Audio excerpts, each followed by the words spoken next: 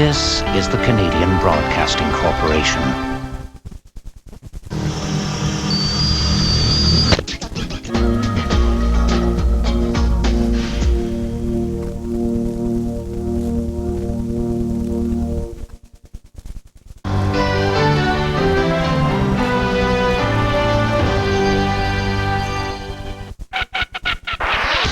Before, after, before, after, before, after. For the last year, Christiane Tessier's mission has been turning mere mutts into the movers and shakers on the TV series Dog's World. Bob Bulldog, private detective? 27 Whitehall Lane. Lily is our first role. She's the big lady of the house. She's Thomas' wife. And she's crazy about clothes. I'm finished with him. Finished. I'm packing my bags and I'm out of here. A John Collin type of look for Lily. Wow. The curlers are Christian Lacroix. This is a Chanel. So this is a Lily's Chanel. See? The Joan Collins of Dog's World, a simple Yorkshire who married up into the quite wealthy Shepherd family. The entire show is a canine spoof of Dynasty.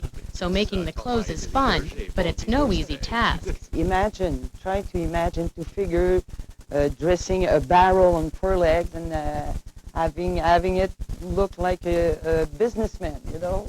So it's been quite hard to figure at first. Every jacket they're open by the back, so it's easier to dress the dog like that. Boom.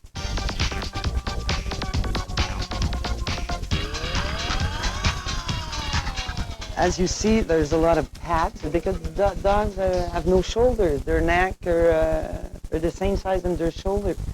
So that has been the great challenge, you know. Now, how come they don't have pants? Oh, they don't wear pants because we would have problems, you know. They could pee in their pants. So no pants, no pants. Mm-hmm. Wardrobe is important because dogs can't act. But they can wear clothes, and they can wear clothes beautifully if it's done in the right context.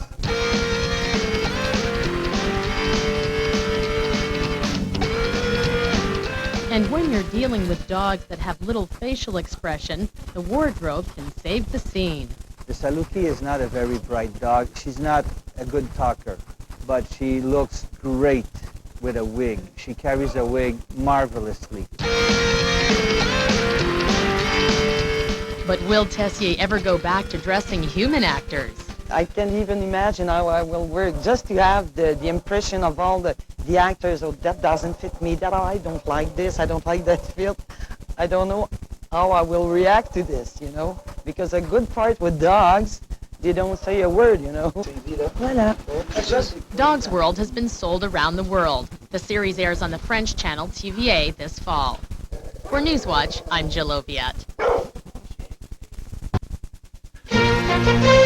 Now, the magazine, originally broadcast on the National on CBC last night.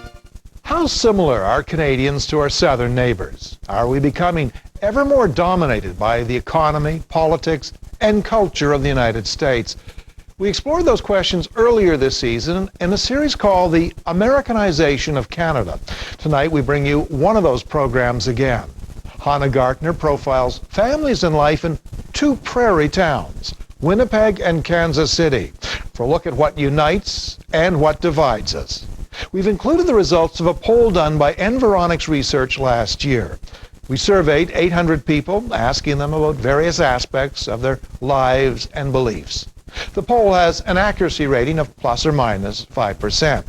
As you'll see in a moment, one of the most interesting findings of the survey was that crime is the top concern in both cities.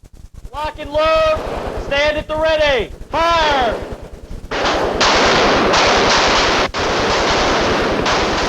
Why would a majority of folks in Kansas City feel safer packing a gun, while a majority of Winnipeggers would not?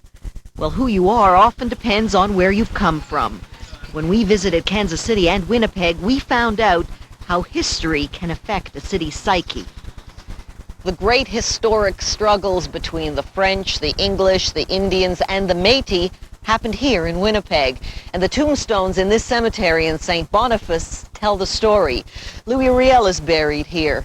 Sir John A. Macdonald sent him to the gallows in 1885 for starting a rebellion, an event few in French Canada will forget. Nearby, Chief One Arrow, whose last words to the Canadian government were, "Do not mistreat my people." And next to him, some of the French and English settlers who came here in the 1800s. As more and more of these settlers migrated to southern Manitoba, more and more natives were driven off their land and put on reserves. But unlike the United States, there were no bloody wars over territory. Ours was a story more of accommodation than conflict, according to Manitoba Grand Chief Phil Fontaine. It was part of our traditions, very much in keeping with our values, that to accept people, whether they were different or not, and to share. And this willingness to be accepting and to share and to, regardless of the differences, at one stage in our history was our downfall. Down south, there were Indian wars, shootouts, and fast draws. There was Jesse James and Wyatt Earp. A whole different movie, explains historian Jim Fisher.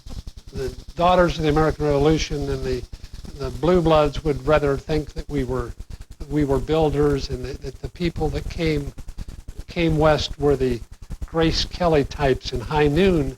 And actually, if you go back and look at it, they were the scum of the earth. They were, many of them were on the run from the law. Many of them were two steps ahead of a creditor, and they came to this land simply because it was the frontier, and as the frontier moved, they moved with it. And American history is full of it. And once the West was armed, no one wanted to be the first to hang up their gun. There's something in the American psyche, and it's, you ain't gonna get my gun.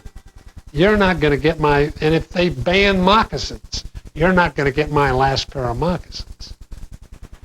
If you can prove you live in Kansas City and aren't a dangerous desperado, you can purchase a handgun here in as little as 30 minutes. I would like to buy a gun. Handgun? Yes, something discreet but effective. Well, we sell a lot of the Berettas. Is that the most popular, the Beretta? Beretta and Sig. How big is this? Bob Savner sells at least 3 of these a day. You're going to have for home protection? I don't know. I'm no Annie Oakley. I've never really used a gun. Is this very difficult? No, very simple. If Savner doesn't have what you're looking for, there are 25 other gun shops in town. Whoa. That would load it. You want to keep your finger out of here. Oh, don't put your finger in there. No. I'm nervous just doing this. That makes it a little harder for the ladies. A lot of them don't have enough power in their wrist to work the slide, so then, of course, they go to the revolver. Just open your cylinder. You can put your 5 rounds in, close it, and it's ready to go. How much is this? These are $398, like it says here. Oh, it's on sale. There's never been a robbery here, and there is no security system, except for the shotgun and .38 Special in full view under the counter. You got to be able to protect yourself. That's a right we got. Right. Human beings are like animals. We prey on the weak, don't we? In other words, if you had a gun on you and I knew it, I'm not going to attack you. I'll attack the one that don't have it. Yeah, but if I follow your theory through, then it would be better if everybody, like in the Wild West, carries a gun on their hip and nice of yours. I'm not going to mess with you. It might be. Maybe it was. Maybe it was better. Pistol-packing cowboys didn't walk the streets of friendly Manitoba. Learned long ago that red tape can stop you just as fast as a bullet. This place has a conventional security system, and Dave Brown doesn't believe in hard sell. I want to buy a gun. Okay, now, do you have a particular firearm in mind? Is there anything you're looking for? A Beretta. Mm-hmm. I have a Beretta right here. Okay. Tell me what the procedure is if I would buy this one. Before you're ever going to take possession of this firearm, you've got a fairly lengthy process. Would you like me to lay it out for you? Please. First thing is you attend The mandatory Canadian firearms safety course. You will have to pass 2 exams. You'll pass a written and a practical test. Once you've completed the Canadian firearms course, we'll start with the paperwork. We've got a ways to go here. This is the student report form. Then you begin the process for the FAC application, the Firearms Acquisition Certificate. This is the one you require to purchase or to acquire a firearm. And that's it? You submit the application, and then you sit back and wait. There's a minimum mandatory waiting period of 28 days. Oh, you can't be in a hurry for this. Definitely not. Once you have purchased the handgun, all I'm